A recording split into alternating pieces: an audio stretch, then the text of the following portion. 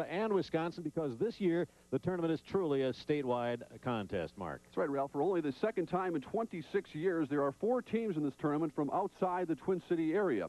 4 teams that, despite their geographical differences, bring one thing in common here to the St. Paul Civic Center, the desire to skate away with a trophy. 77 miles south of here lies the home of Rochester John Marshall. The Rockets won the state hockey tournament in 1977, but have spent the past 9 years trying to return. Home for the Duluth Denfeld Hunters is 147 miles north of here on the shores of Gitche Gumee. For the pride of Duluth's east side, this is only the second time they made it to state. Minnesota's Iron Range, 179 miles from here, is represented by the Grand Rapids Indians. It's been 7 years since Grand Rapids has made it to state. And the Snowy Road, 360 miles north of here, leads to the state's only undefeated hockey team, the Warroad Warriors. It's their 8th trip to the state tournament. And more than 100,000 screaming fans from across the state are expected to fill the Civic Center for this year's Classic. And those screaming from the farthest away are the Warroad Warrior loyalists. Nestled on the Canadian border, Warroad lives up to its title of Hockey Town, USA. And our own Cindy Hilger is stationed in Warroad, Minnesota tonight, of course, where all eyes are stationed on the Civic Center. Cindy, what's the story up there? I understand they got a little snow to go with everything, about 16 inches or so, is that right? Well, they tell me spring is coming because the temperature's above 0 and there's only about 8 inches of snow on the ground, so that must mean spring is almost here. Now, Mark said they call this town Hockey Town, USA, and he's right. In fact, after spending a couple of days here, the people here have really convinced me. Most people up here play hockey. They all wear Warrior jackets and hats. In fact, they even make hockey sticks in this town. The Christian Brothers Hockey Stick Manufacturing Plant is just located over my shoulder, about a half a mile. Having the Warriors in the state tournament is a very big event for the people in this town. The team is in the Twin Cities tonight, but not before giving them a rousing send-off. When you're a hockey player in Warroad and you're headed to the state tournament, most of the town comes out to wish you well. Work hard, bring home whatever you can, and know that we love you. The Warroad Chamber of Commerce sponsored an early morning breakfast send-off for the team. They got some words of encouragement from a former champion, a member of the 1960 Olympic gold medal hockey team, now a manufacturer of hockey sticks right here in Warroad, Bill Christian. I think it's time that Warroad brings home a state championship, and I'm sure this is a group that can do it for us. Ironically, when the Warriors started this season, not many people up here thought they'd make it this far. This was a year for rebuilding. People here had their money on Warroad's rival, Rosso. And all of a sudden, we're 24-0. That means we've got a great bunch of kids, but we've also got a super coach. Now the doubters are gone, and the people who came to say goodbye and good luck are planning another rally. This one to say welcome home and congratulations. This community believes the next time they see this team, these players will be Minnesota's 1988 state high school champions. Now the team is gone. They, of course, are in the Twin Cities, and a lot of people here tonight are spending their evening packing their bags. A lot are headed down to the Twin Cities tomorrow. We will be up here, of course, reporting live, though, throughout the hockey tournament, and I must say we are looking forward to it. Ralph and Mark? Thanks a lot, Cindy. This is a team, Ralph, that's lost only one regular season game in its last 3 years. They made it to the semifinals a year ago here. Kid named Olam, making them forget about Boucher, right? Okay, so we know how Warroad got here by bus and a whole lot more. A little talent had a lot to do with it. We're going to find out how the 8 teams got to the St. Paul Civic Center when Hockey Preview 88 continues, so stay with us. We are back at the St. Paul Civic Center on this, the eve of the state hockey tournament. We have 8 major stories here, and here's a look how those 8 teams got to the state tournament. It's getting better all the time. It's getting better for Bloomington Jefferson, too, dethroning crosstown rival Kennedy from the state crown. The puck drops first with these killer bees when they face Grand Rapids in the opener. The government can't cut it when it comes to deficits, but the Jaguars can, turning shortfalls into windfalls. This is the 12th time we came from behind. We tied one of those, and we've won 10 of them, so they've got a lot of heart. Jefferson handled Grand Rapids earlier this season, but beware the Ides of March. Yeah, no, because we beat them. They might want a little revenge factor, but we know what we're up against. Hopefully we can come out with a win. A path nearly detoured by Grand Rapids. biding its time till the final 3 minutes before tying Hibbing in its section final. I was sitting in one position on the bench. I was very superstitious. I moved, hoping that something would happen for the best. Intermission was longer than the finale. 33 seconds in overtime, John Roloff's shot stole the show. It's something our town has wanted to do, is get back to the state tournament since 1981, and all the Rothsteins and Jets and Mullets and all those guys gave me a call today and says, hey, you're at the party, you might as well dance. They'll dance with the ones that brung them, so it's said, when Rochester John Marshall meets Hill Murray in Game 2. Like the IRS, the Hill cashes in every spring, filing its 6th straight tournament showing. The Pioneers struck pay dirt when 5 different players scored against Osseo in their Section 3 final. An onslaught engineered by rookie head coach Jeff Whistler. I don't know what to think at this point. I'm just so happy for these 20 guys out here. They just worked their butts off, and they deserve it. Whistler is riding the wave of a 17-game win streak. Sweet music indeed.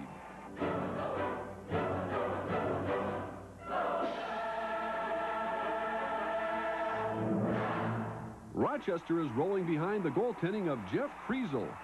This is just the greatest feeling in the world right now. 2 years ago, it came so close, and this, unreal. I just can't believe it. It's been almost a decade since John Marshall's last tourney bid. It's just a great feeling. It's been a long, dry spell, and we're ready to play. This prize is under wraps, but the word is out on JM. Meanwhile, our Hockey 4 report confirms that Eichela is still under hat, houndstooth, ready to meet Cretin in Game 3. Cretin's adventure in paradise was nearly shipwrecked when South St. Paul took a lead with 20 seconds left in regulation. Only 8 ticks of the clock remained when Kent Repke scored the equalizer. In overtime, Cretin dealt the winning hand.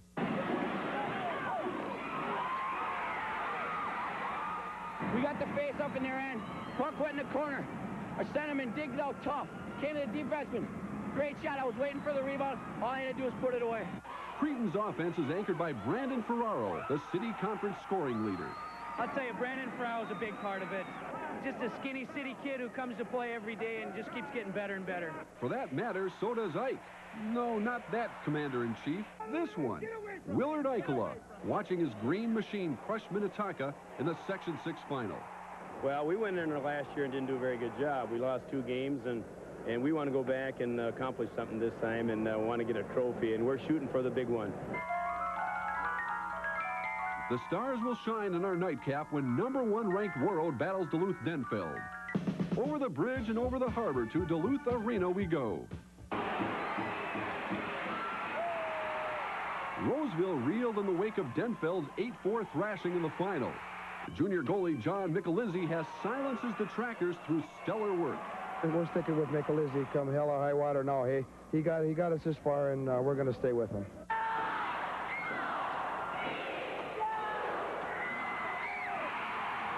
Warroad makes its point with an undefeated season, punctuated by a fanatic following and 2 Mr. Hockey finalists.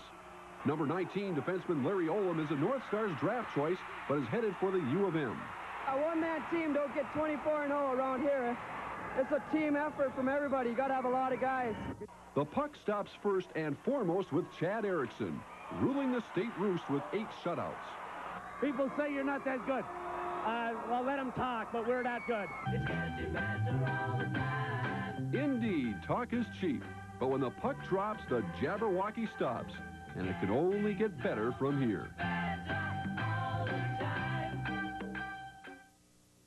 And I think if you talk to all 8 coaches who are here, they will all tell you that the pressure is really on just in those sectionals. It's all gravy from this point on, Ralph. It is. At this point, we'd like to turn to our play-by-play announcers for the next 3 days. Chris Cuthbert and Paul Brown. Gentlemen, welcome back. And what are your thoughts about this tournament?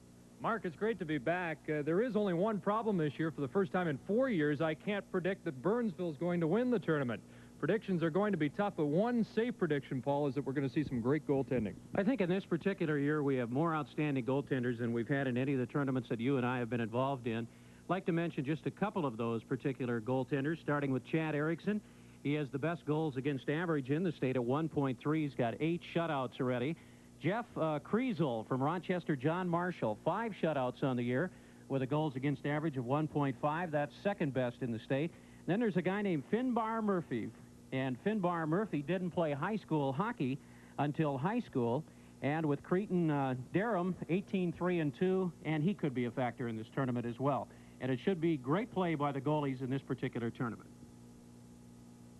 Paul and Chris, and of course Finbar Murphy. If nothing else, he'll have the best name in this tournament. And we'll be back with more of Hockey 88 preview after this video on how 8 teams learn to shout it out on the road to the tournament.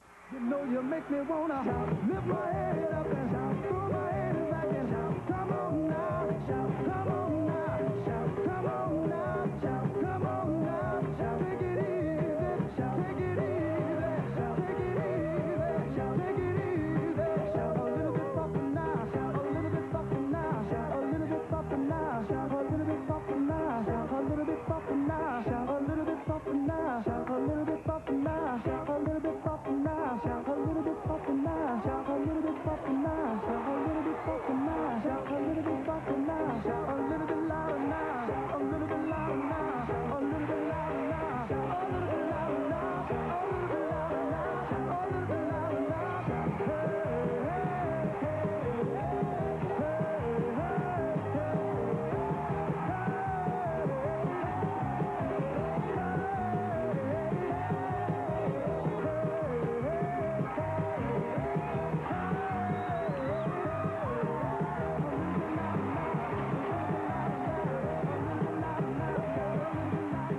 hey, preview, and again, we are very happy to have as part of our announce team this year, Lou Nanne, general manager, make that president of the Minnesota North Stars. Louis, congratulations on your new title. This happened just this afternoon. Thank you, Mark. It's my pleasure. Believe me, I'm excited about it. I think it's thrilling, and it's going to be quite a challenge. Let's move on right now to the tournament at hand, and a couple of players we want to talk about. 2 defensemen, if you want to call them that, who are very capable, Lou, of getting the fans out of their seats. I want to start with Larry Olam, a man you selected on the 10th round of the draft. Well, Larry Olam probably resembles Phil Housley more than Phil Housley resembles him. He skates exactly like him. He's one of those players that can go end-to-end. He and Peterson, I think, are the 2 players that can go end-to-end in the tournament. Olam's got great presence on the ice. Undoubtedly, he's the person that people are going to have to watch on Warroad if they want to defeat Warroad.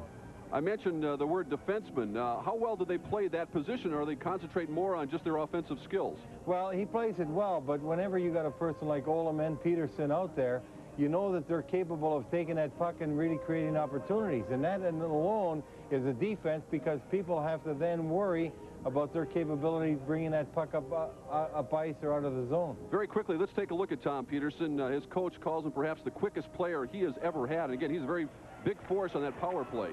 He certainly is. He's got great quickness. He can shoot the puck. He handles the puck very well. He goes either way very well. He's the kind of fellow that can break a game open. Undoubtedly, Jefferson has been looking to him all season long, and they're going to look to him in a tournament to be successful. All right, President Nanne, thank you very much for your comments, and we're looking forward to working with you over the course of the next 3 days. Okay, Mark, we'll see you then. All right, Louis, thanks much. North Stars, of course, tonight playing against the Buffalo Sabres. Now let's turn it over to Ralph John Fritz with another very interested spectator in this tournament, of course, Gopher coach Doug Woog. Gentlemen? Right, Mark, and not just a spectator. We noticed how President Louis' eyes lit up when he was talking about Olam there. Of course, he's headed for the University of Minnesota, as well as Tom Peterson. You can't talk about the players. NCAA rules prohibit that. Maybe we can talk a little bit about strengths and weaknesses of these teams coming in here, Doug. Oh, we sure can. I think the opening game has, Grand Rapids and Jefferson playing. Right. That should be a heck of a game. I think both teams have some physical players. They have a good team. They have good balance. They have some quickness. They have some good young players. So that should be a heck of a hockey game. Second one is John Marshall with Hill Murray. Hill Murray, yeah. Look for goaltending to maybe decide that one. The quality of play on the blue line is outstanding on both teams. So I think that's going to be real interesting, especially if Aikens can play and also the Ratzlaff boy. Then you got Cretin Durham Hall and Edina. I look for Edina to have a little too much depth there and too many skaters for Cretin, although Cretin's playing well. And quickly, the Battle of the North, Duluth Denfeld playing Warroad. I'm taking Warroad. The goaltending and the other guy. Okay, and we'll look forward to Doug's comments during the tournament. Back to you, Mark. All right, thanks much, Ralph. And with the stage set for the start of tomorrow's tournament, we thought we'd take a look back on these sights and sounds of last year's tournament.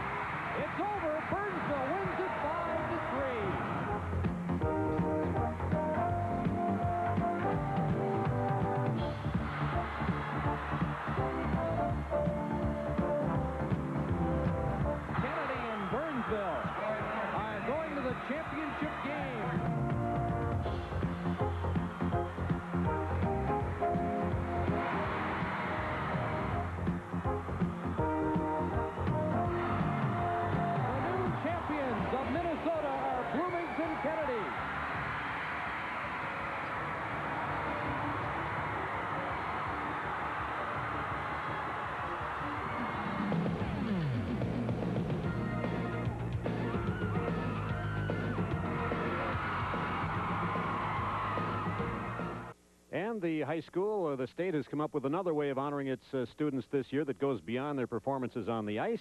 Over the past academic year, schools have been pitted against one another. It's a competition called the Attorney General's North Star Competition. Now, the winner, the school that takes the most forceful stand against chemical and alcohol abuse. And Don Shelby has that story.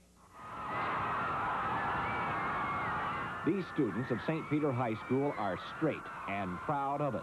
This year at St. Peter, alcohol and drugs are no longer cool.